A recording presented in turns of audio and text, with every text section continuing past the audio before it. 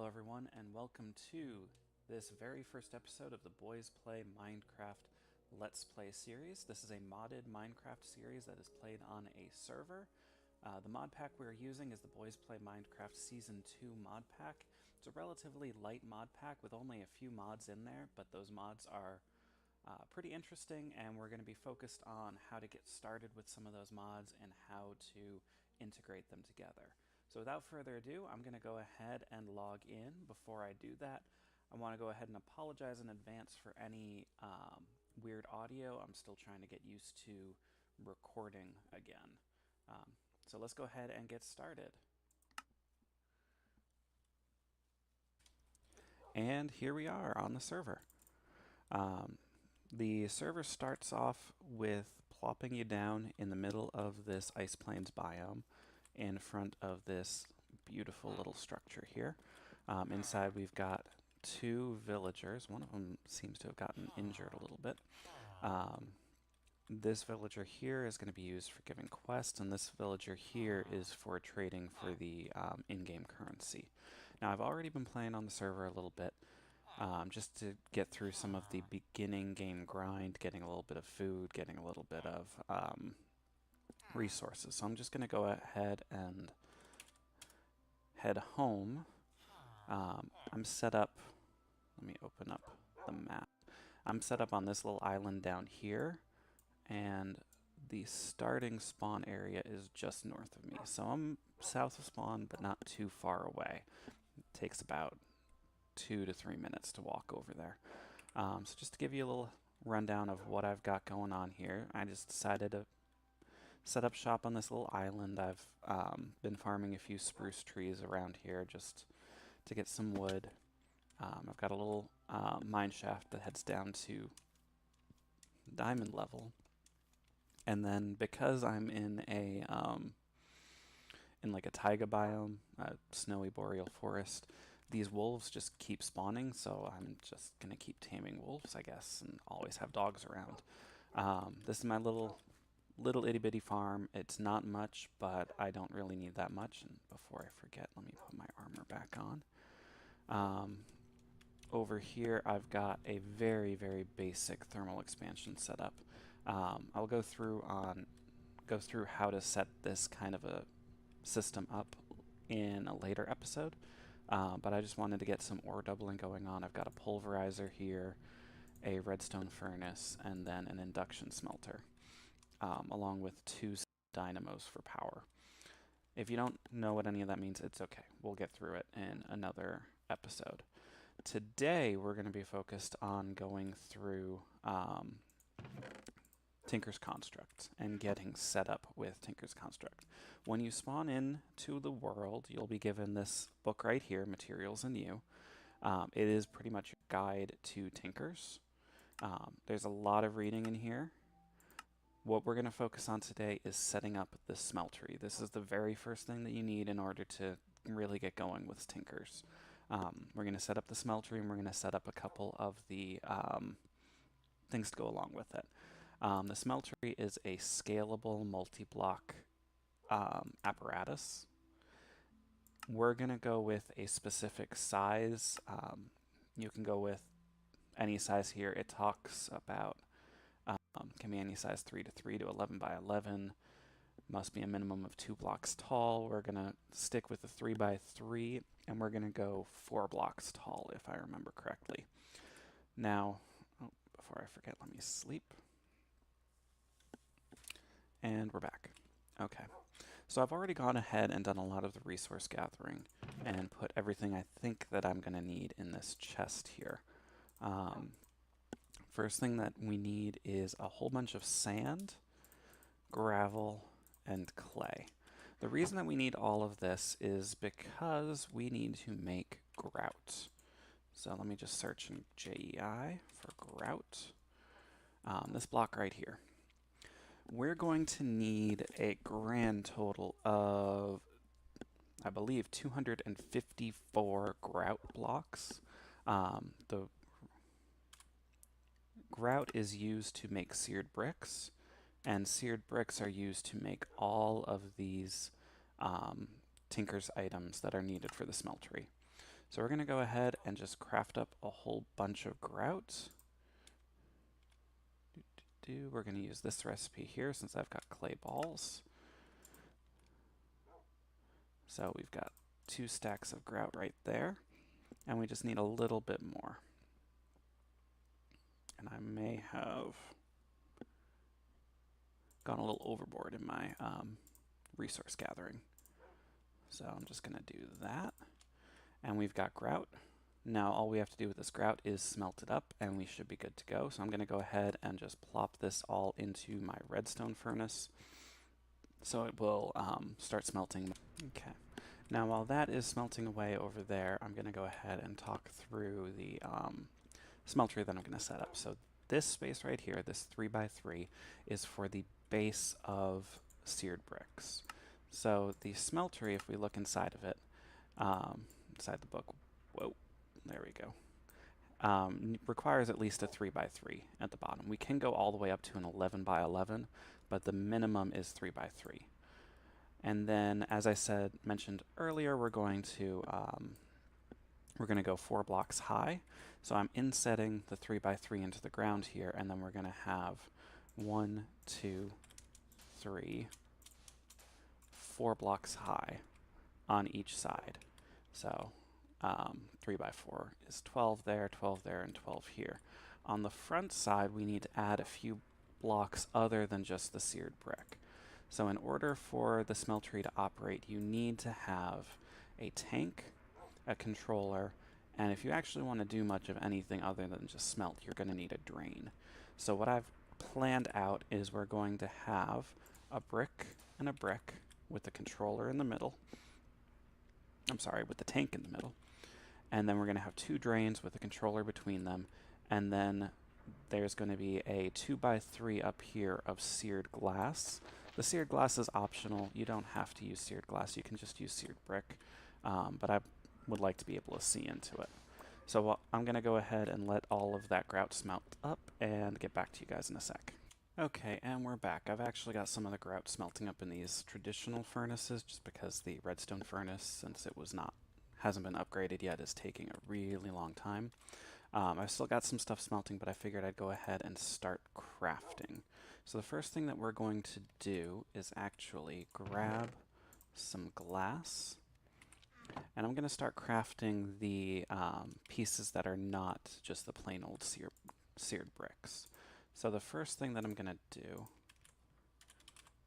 I'm going to go ahead and type into the JEI seared, and we see all of the things that we can use seared bricks for.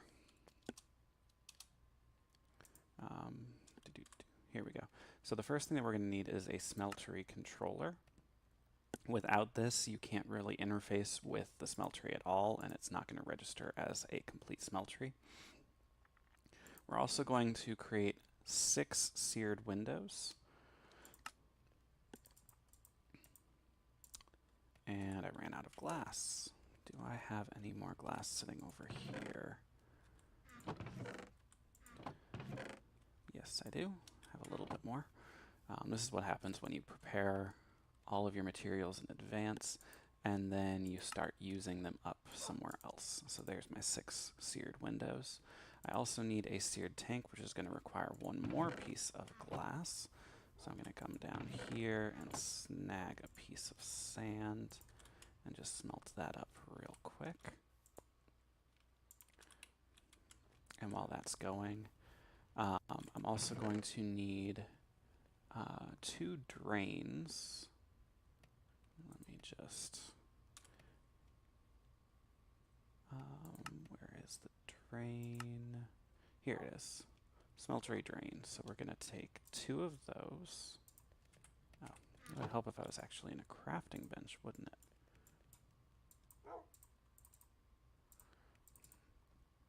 Okay, we've got 2 smeltery drains, and for every smeltery drain, you're going to need at least 1 of these faucets. This is what you would click on to actually cause the liquids to get dispensed.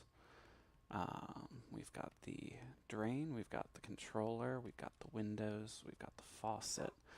Now what's left is the casting basin. This is what we use to make blocks with the smeltery. and the casting table. This is what we use to make items, specifically the pieces and parts that we will need for our weapons and tools. That should be done.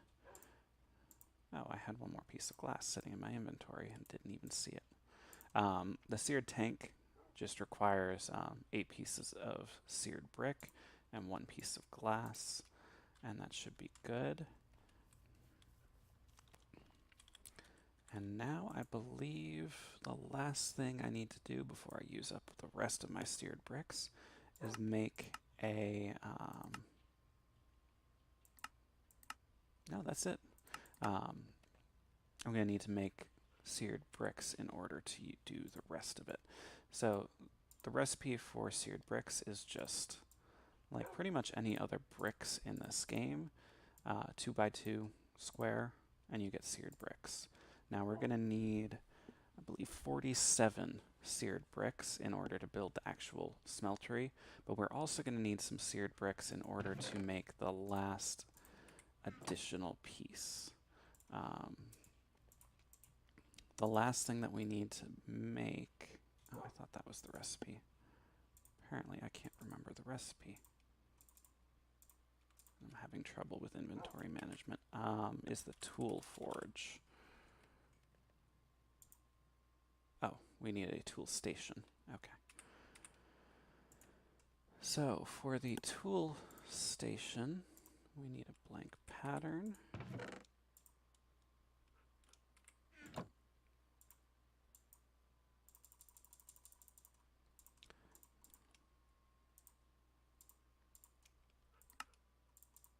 We're actually going to need a whole bunch of these later on, so I'm just going to go ahead and craft up a few.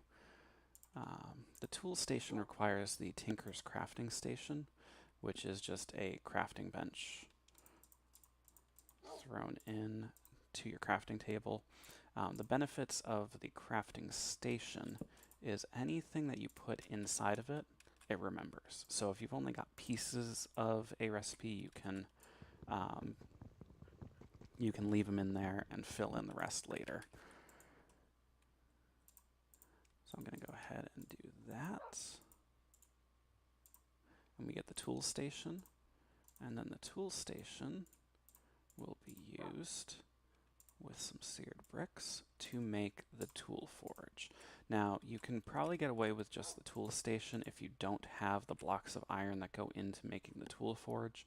But the tool forge is going to be necessary for actually making the more advanced items. And with that, I believe all of my smelting should be done, or finishing up at least, which means I should have more than enough seared bricks to make the rest of the smeltery pieces.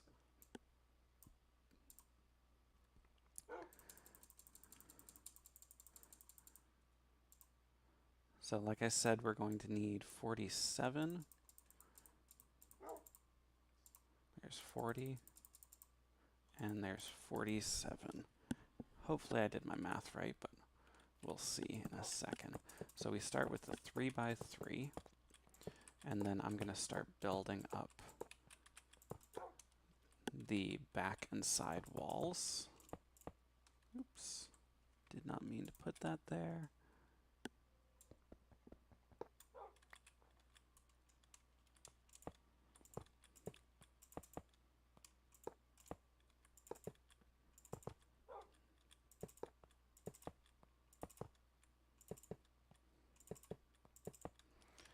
Okay, and there we have the back and side walls. I'm going to go ahead and throw 2 torches in here, just because I've seen that mobs can sometimes spawn inside of it if it's not lit up. Then I put my 2 seared bricks there and my tank. You can have multiple seared tanks, but I'm just going to worry about the one. I'm going to actually automate lava production later on, so that I don't need to worry about it. This is essentially your fuel source, so instead of consuming all of your coal, you're going to be consuming lava. Okay, that bucket can go away. And then we're going to need our drains and our controller. And then lastly, we're going to need the seared windows up top, but first I gotta get up there. So I'm going to place my casting table right there. And I know I had a there it is. Sometimes, since we're playing on a server, sometimes it just gets a little buggy and it forgets that I have things. So there are my seared windows. And last but not least, we have the faucets. So now this is a complete furnace, a complete smeltery. We see here how much fuel I've got. In here will be all of the ores that I melt down. Over here is where you put things to be melted down into the furnace. So to give you an idea, I'm going to go ahead and go on a quick mining trip and pick up some ores to throw into the smeltery, and I'll be right back. And I'm back. So I've gone ahead and just picked up 5 iron ore. I'm just going to shift click it in here. It splits them up there, and you can see the progress. Different ores melt at different rates and consume the lava at different rates. Like I said, we're going to need to get lava generation in order to make this thing more efficient in the long run. There are a lot of benefits to Tinker's Construct. First off, it's just a really great way to melt things down and process your ores without really needing to worry about making sure you have fuel. So, you know, these basic furnaces are pretty much only going to need to be used to cook food, at least for now. Later on, we'll get a different way of cooking our food, probably using the redstone furnace. So I put 5 iron ore in there. And the other thing you can see is that we have 1 block and 1 ingot, which means we've got 10 ingots of iron ore. Tinker's Smeltery is a great way of doubling up your resources. So because I've got a block, I can go ahead and right-click this tap, and it will pour all of that molten iron into the casting basin. You can see in the top, it tells us how much is in there. And then now it's cooling off. Different materials will cool off and process at different rates. Once it's cooled off, I'll have a block of iron that I can use however I want. The other big benefit of using the Tinker's Smeltery is you can actually make alloys in it. So let me see if I've got a little bit of gold. So I'll take 3 gold and I forget how much silver. And we're going to make some electrum.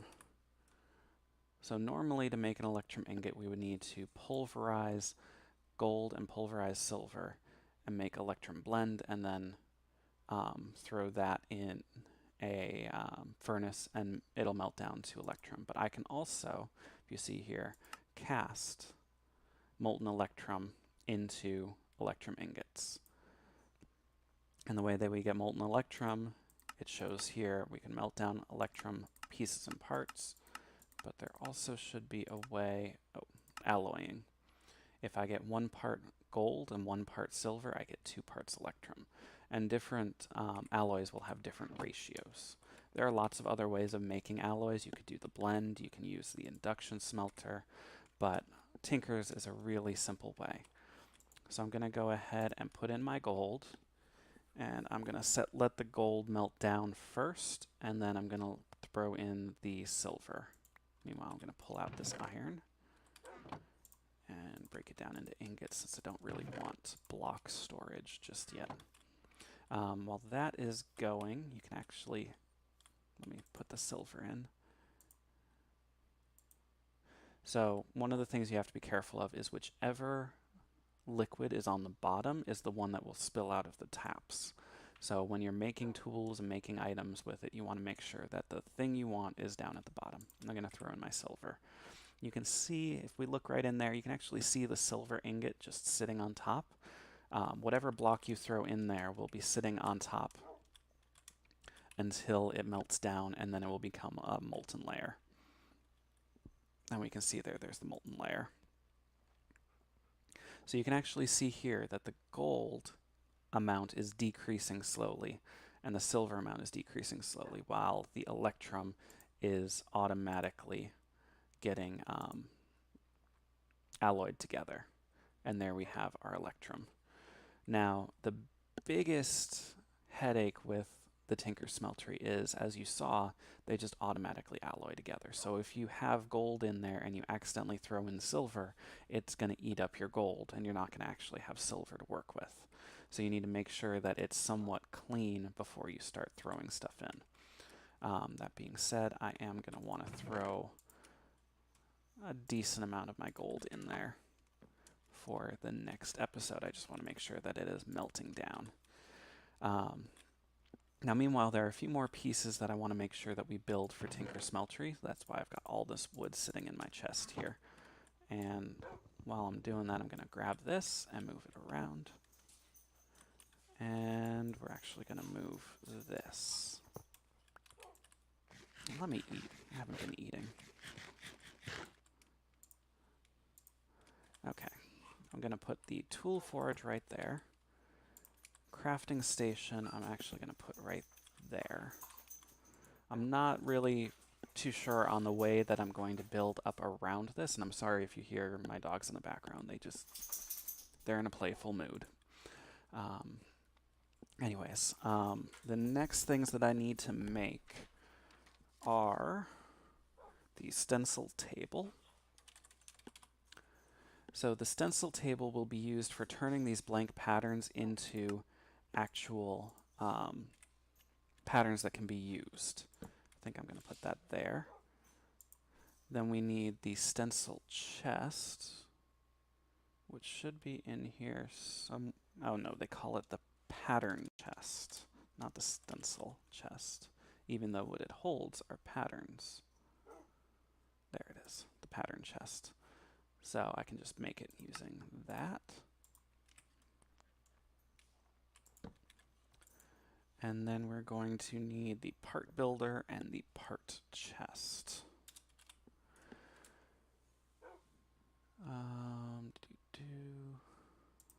Let's go with that. Make a firwood one. It doesn't really match too much else, but we can always rebuild it later. And then the part chest. Okay. It's going to be picky.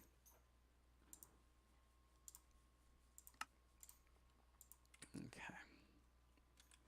And there we go. The pattern chest, we're going to go ahead and throw in a pattern right now. And then we're going to throw all of the rest of our patterns in here. These are the stencils that we're going to use, and I'm just going to go ahead and click on one and move it into the pattern chest over here. Tinker's is really interesting in that when you click on an item, or click on one of these places,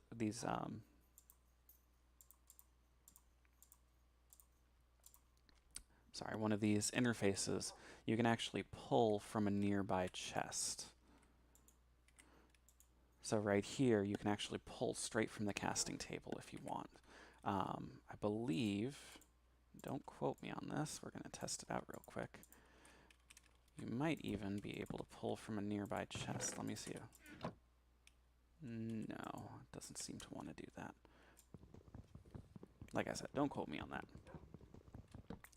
But we are going to probably want another chest. I'm just going to toss it right there for now. So I'm going to go ahead and start making all of these patterns and placing them into the pattern chest. Different tools are going to need different patterns, and we're going to go into that a little bit later, maybe even another video. I hope I have enough of these patterns. If not, it's super easy to make more. I'm just being very careful not to accidentally shift click, because I believe that will just consume all of these patterns and make a whole bunch of copies, when in reality I just need the one of each. Now, the way that Tinkers tends to work is you start with a pattern. So I'm going to go ahead and pick the tool rod pattern, because that's always one that gets used. In the part builder, you're going to be making parts using materials. Right now, I'm just making parts using wood, because I'm actually going to be consuming it. The parts that are made in the part builder can give you bonuses, and we'll talk about those bonuses later. But for right now, I'm just going to make stuff to be consumed. Right now, what I'm going to start doing is making casts of all of these parts. So using, oh, it would help if I clicked on the right thing. Using my molten gold, if I place a part into the casting table and then pour gold over top of it, it will create a cast of that item. It will consume the item and it will give us a cast. This cast is going to be used to make the parts out of the alloys and the metals that come out of the smeltery. If we were to just throw a stencil in, it would actually consume the stencil. The pattern, or the cast that we make, is going to be, we can use it over and over and over and over again. It's got unlimited uses as long as we don't destroy it. Unfortunately, there are a few recipes that would result in destroying it. We just have to be careful. So I'm going to go ahead and toss my tool rod cast right there. And I think that's going to do it for us this episode. Really, all I've got to do now is take all of these patterns, make items out of them, throw them in there, and make a cast out of them. I'm actually going to do that as we need them, just because I don't expect I'm going to need a sign made out of metal. I don't expect I'm going to need a pan made out of metal. There are a lot of things in here that I'm just not planning on using, but I wanted to have the patterns just in case. So anyways, hope that helped explain how to get set up with Tinker's Construct and some of the basics. Again, we're going to talk more about how to make the different tools, the benefits of each of those tools, how to use the materials, and then how to do modifiers. This is the big bonus of Tinker's Construct. Different materials, different modifiers, different tools that allow you to do more specialized tasks quicker, and allows you to get some serious buffs out of your items, as well as some really, really powerful weapons. Anyways, if you've got any comments or suggestions for things I should focus on in the future, go ahead and let me know in the comments below.